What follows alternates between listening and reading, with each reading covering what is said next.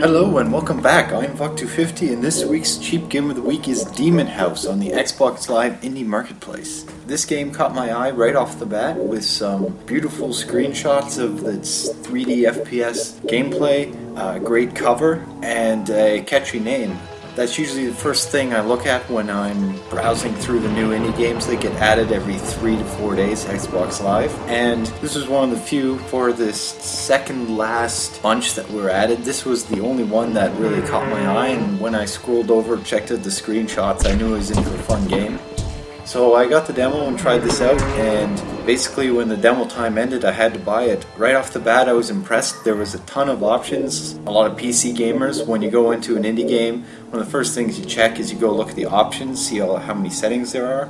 Now this is an Xbox game, so it's not nearly as important, but this had a ton of options, including options for actually remapping your button controls and adjusting your aim and the auto aim, which was great.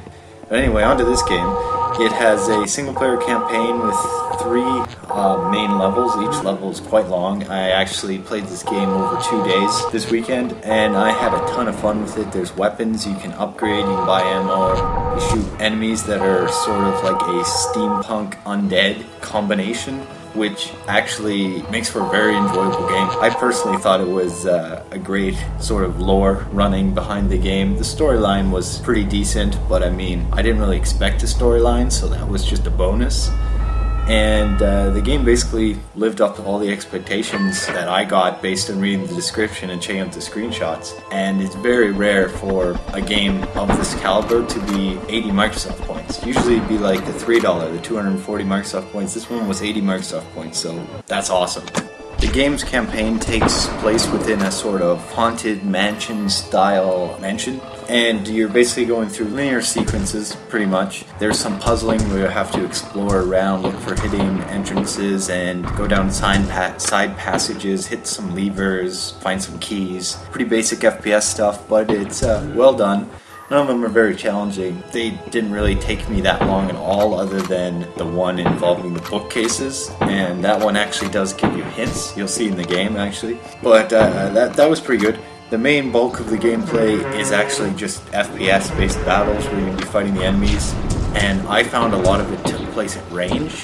The rifle type gun that blasts a streamed laser is good, but I personally found the pistol was just so overpowered, and for me it's like if you can aim it seemed to be the most effective. So I basically just used the pistol and didn't have to use any ammo at all.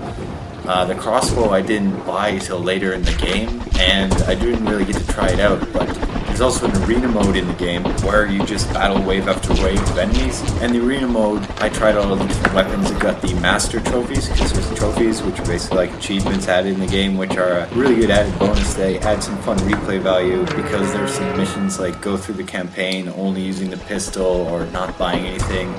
One that seemed really difficult was don't pick up any pickups, which I was thinking you basically have to make it to every shop to buy health and ammo because you can't have any pickups. So that one might be fun. In the campaign there's actually some boss battles. The boss battles are creative and well done. The final boss is a ton of fun. I won't try and mess anything up for you. He wasn't particularly hard, but I was only playing on normal.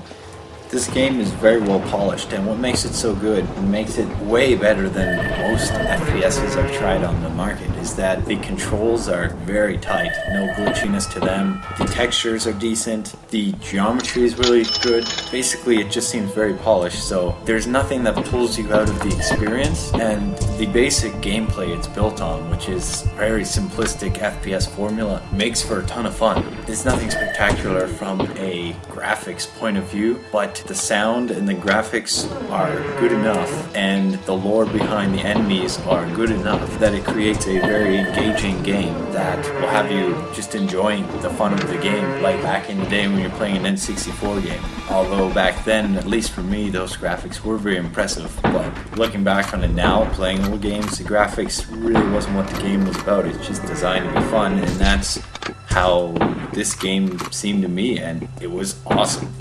Now, two issues I want to talk about. I couldn't get the button remapping to work for the right and left stick.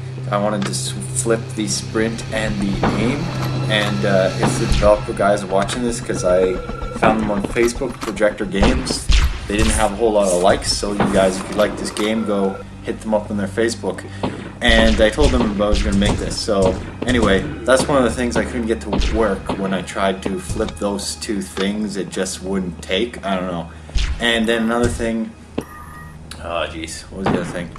And the other thing that I ran into was I found the aim was a little bit weird. I messed around with the settings for a long time. Eventually found something that I had a lot of, that I enjoyed and could work with. But off the bat, the aim felt really weird. But there's a ton of options, so I mean, you could probably play around and make it feel okay for yourself. But it's definitely not up to bat with like modern day FPSs. Although I don't think I've ever seen on the indie games on Xbox Live a game that has aim that could be compared to Halo 3 or Call of Duty or any of those. The aim systems in those games are just on a whole nother level, and I personally don't know how that works, but it's always been an issue I found for 3D world games on the indie marketplace.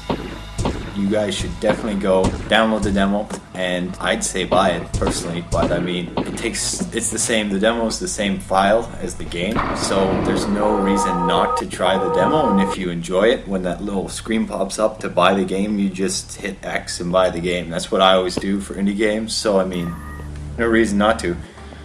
But yeah, it's just really well done all around. The quality of this game is just on a whole nother level compared to most indie games. Easily into my top 10 best indie games now, for sure. And I'm going to be rating this one like maximum I can, which is partially because it's only $1. I can't not give it the maximum rating. And that's actually something I should start doing in my videos. I forgot it in all the previous videos, even though I keep thinking about it. Is I want to talk about what I'd rate games. I don't know how I'm going to incorporate that, but maybe in the future I will. Also, if you guys missed it, I did a full review of Costume Quest on Halloween, and I'll throw down a thing on the screen there, annotation. You can click and go watch that. It's a longer length review on that game, and I think you guys would enjoy it. Anyway, I'll see you guys next week for Cheap Game of the Week.